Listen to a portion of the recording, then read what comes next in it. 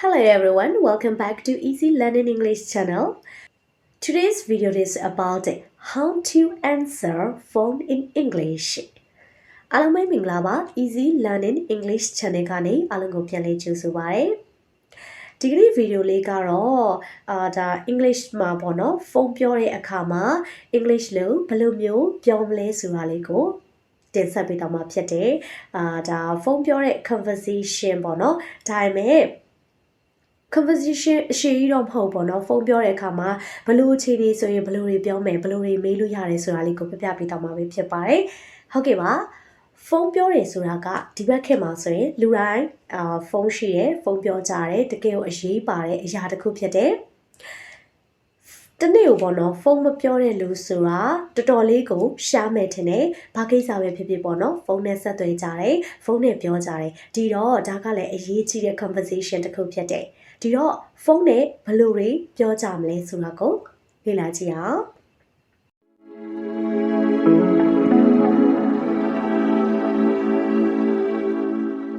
ဟုတ်ကဲ့ပါပထမဦးဆုံးအစ်စ်အနေနဲ့ဖုန်းပြောတော့မယ်ဆိုရင်ဖုန်းခေါ်လိုက်တဲ့အခါမှာပဲဖြစ်ဖြစ်ဖုန်းအခေါ်ခံရတဲ့အခါမှာပဲဖြစ်ဖြစ်ပေါ့နော်ဘယ်လိုမျိုးလေးစတင်ပြီးတော့မှပြောမလဲဘယ်လိုစကားလုံးကတင့်တော်မလဲဆိုတာလေးကိုပြောပြပေးချင်ပါတယ် Hello, Mary speaking. How can I help you? ဒါကတော့တစ်ဖက်ကဖုန်းဝင်လာတဲ့အခါမှာဖြေတဲ့စကားပြောလေးပေါ့နော် Hello, Mary ပါဘာများကူညီပေးရမလဲပေါ့နော် Hello, Mary speaking. How can I help you? ဒါမှမဟုတ်လေ Good morning, good afternoon, good evening. This is Michael. How can I help you?Good morning, good afternoon, good evening ကတော့တင်တော်တဲ့အချိန်လေးမှာသုံးလို့ရတယ်ပေါ့နော်မင်္ဂလာနံနက်ခင်းမှာ This is Michael အခုပြောနေတာ Michael ပါပေါ့နော် How can I help you ဘယ်လိုများကူညီပေးရမလဲ Good morning, this is Michael. How can I help you?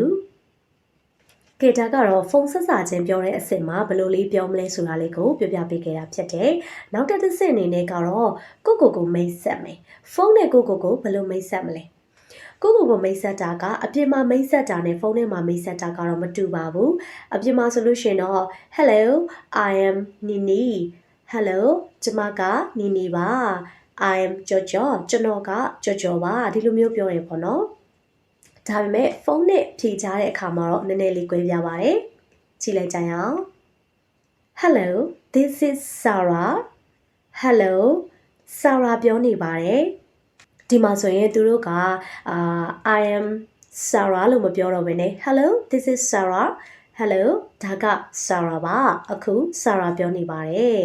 ဒါမှမဟုတ်ရင်လေ Hi it's Mark Hi Mark ပါဒါကပေါ့နော် I am Nini I am Tonton I am Mark ပေါ့နော်ကျွန်တော်ကဘသူဖြစ်ပါတယ်လို့ပြောတာထက်ဆိုင်ရင်ဒီစကားလုံးတွေကပို့ပြီးတော့မှ formal ကြတဲ့စကားပြောတွေပေါ့နော်ဟုတ်ကဲ့ပါဒါကတော့ကိုဘသူပါဆိုတာကိုမိတ်ဆက်တာဖြစ်ပါတယ်တကယ်လို့ကိုကပေါ့နော်တခြားသူအစားဖုန်းပြောပေးနေရတယ်ဆိုရင်ဘယ်လိုပြောမလဲဟုတ်ကဲ့ကြည့်လိုက်ပါဦးနော် Hello I'm phoning on behalf of Mrs. Miller This is Sally Hello I'm phoning on behalf of Mrs. Miller. ကျမက Mrs. Miller အစားဖုန်းပြောပေးနေတာပါ This is Sally. အခုပြောနေတာ Sally ပါဒါက Sally ပါဟုတ်ပြီဒါကတော့သူများအစားပေါ့နော်ပြောပြနေတဲ့ပုံစံလေးပါကဲတကယ်လို့ကိုကပေါ့နော်တစ်ဖက်လူရဲ့နာမည်ကိုမေးမယ်တစ်ဖက်လူကဖုန်းခေါ်တယ်ဒါပေမဲ့သူ့ကိုယ်သူမိတ်မဆက်ဘူးဆိုရင်အဲ့လိုအခါမျိုးမှာရောကိုကဘယ်လိုစကားလုံးနေနဲ့သူ့ရဲ့နာမည်ကိုမေးလို့ရလဲ Hi this is Jim May I ask who's calling Hi this is Jim Hi အခုပြောနေတာ Jim ပါ May I ask who's callingဘသူဖုန်းခေါ်နေတာလဲမေးလို့ရမလားဘသူဖုန်းခေါ်နေတာလဲပေါ့နော် Hello may I know who this is Hello အခုပြောနေတာဘသူလဲသိပါရစေ May I know who this is Hello this is Mike Could you please tell me who this is Hello this is Mike Hello Mike ပါ Could you please tell me who this is? အခုပြောနေတာဘယ်သူလဲဆိုတာလေးပြောပြပေးလို့ရမလား Hello, could you please tell me who is calling? Hello, could you please tell me who is calling? ဘယ်သူဖုန်းခေါ်နေတယ်ဆိုတာကိုပြောပြပေးပါလား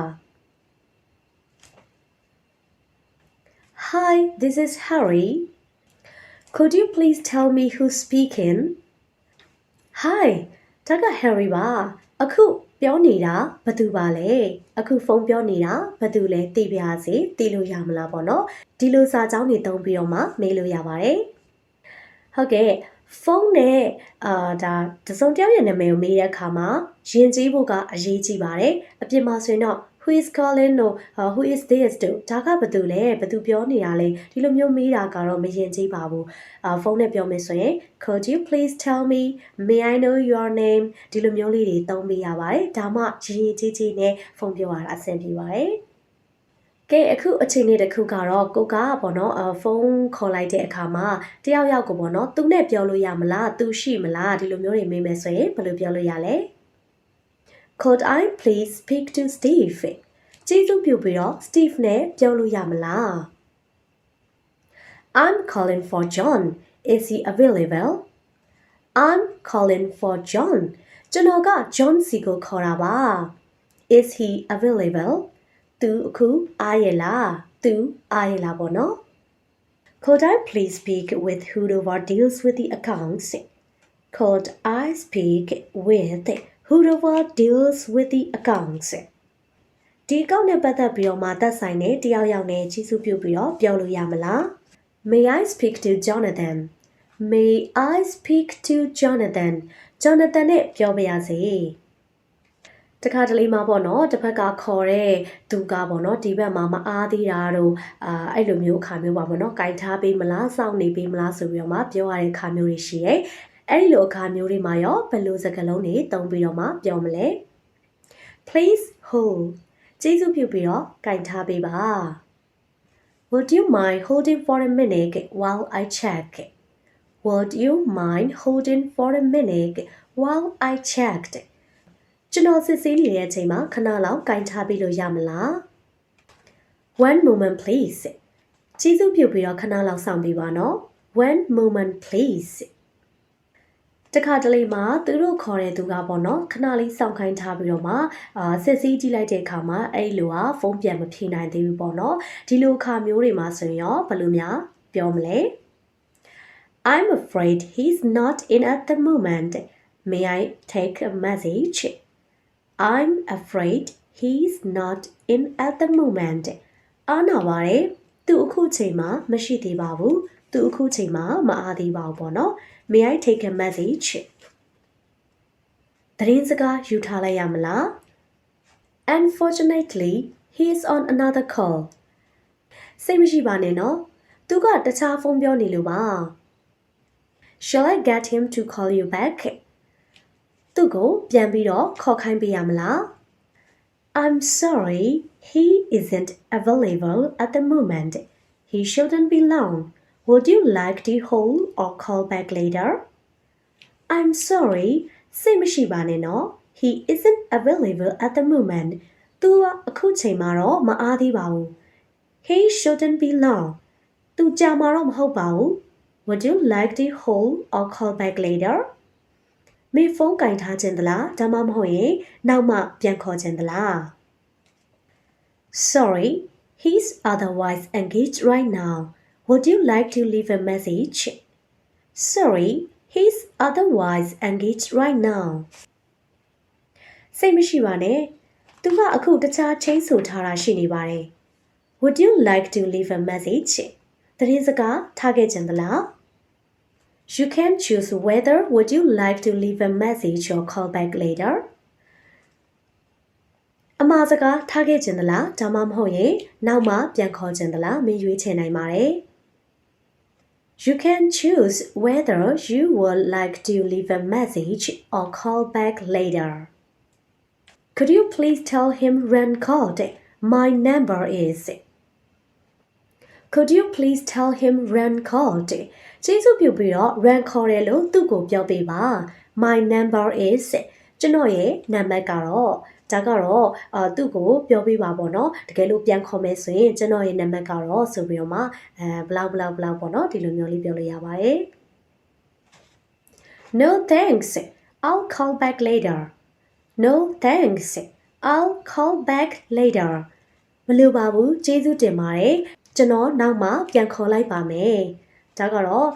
အမှားစကားထားခဲ့ကြသလားလို့မေးတဲ့ခါမျိုးမှာပေါ့နော်ရပါတယ်ပြီးမှပဲပြန်ခေါ်လိုက်မယ်လို့ပြောတာဖြစ်ပါတယ် Thanks for your help I'll send him an email Thanks for your help ကိုကြီးရဲ့အတွက်ကျေးဇူးတင်ပါတယ် I'll send him an email ကျွန်တော်သူ့ကို email တစ်စောင်ပို့လိုက်ပါမယ် Could you ask him to ring me when he gets the chance It's his mom သူ့ရဲ့အမေပါ Could you ask him to ring me when he gets the chance သူ့ရဲ့အမေပါသူ့ကိုမေးပေးလို့ရမလားခွင့်ရတဲ့အခါအချိန်ရတဲ့အခါပေါ့နော်ပြန်ပြီးတော့မှဖုန်းခေါ်ပေးနိုင်မလားလို့မေးပေးပါ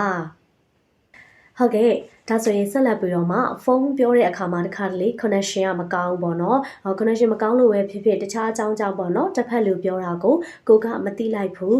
နားမလည်လိုက်ဘူးဆိုလို့ရှိရင်ဘယ်လိုပြောမလဲသူပြောတဲ့စကားကိုထပ်ပြီးတော့ပြောပေးပါဆိုပြီးတော့မှဘယ်လိုတွေပြောကြမလဲကြည့်အောင်နော် Sorry you're breaking up a bit Sorry you're breaking up a bit Could you please say that again Could you please say that again စိတ်မရှိပါနဲ့နော်မင်းပြောတာကပြတ်တောင်းဖြစ်သွားတယ်ပြတ်တောက်သွားတယ်ပေါ့နော် breaking up ဆိုတာကတော့မင်းပြောတာကပြတ်တောက်သွားတယ် Could you please say that again အဲ့ဒါကိုထပ်ပြီးတော့မှပြောပြပေးလို့ရမလား I'm sorry I didn't catch that Please say it again စိတ်မရှိပါနဲ့နော်မင်းပြောတာကိုငါမရလိုက်ဘူးငါမဖမ်းမိလိုက်ဘူးပေါ့နော် Please say it again အဲ့ဒါကိုထပ်ပြီးတော့မှကျေးဇူးပြုပြီးတော့ပြောပြပါလား Could you spell that for me please Could you spell that for me please အဲ့ဒါကိုငါအတွက်စလုံးပေါင်းပြပေးပါလားတခါတလေမှာမရှင်းလင်းတဲ့စကားလုံးတွေဆိုရင်တော့ဒါစလုံးပေါင်းပြလိုက်တဲ့အခါမှာတော့ပို့ပြီးတော့နားလည်သွားတာပေါ့နော် Could you spell that for me please ဒါမှမဟုတ်လေ Could you repeat that please Could you repeat that please အဲ့ဒါကိုထပ်ပြီးတော့မှပြောပြပေးပါလား Could you speak a little louder please Could you speak a little louder please ကျေးဇူးပြုပြီးတော့နည်းနည်းခက်ကြဲကြဲပြောပေးပါလား Could you speak a little louder please The line is very bad Could I call you back The line is very bad ဖုန်းလိုင်းကတော်တော်လေးကိုမကောင်းဘူး Could I call you back ငါပြန်ခေါ်လိုက်ရမလားဟုတ်ကဲ့ပါဒီကနေ့ပြောပြပေးခဲ့တာကတော့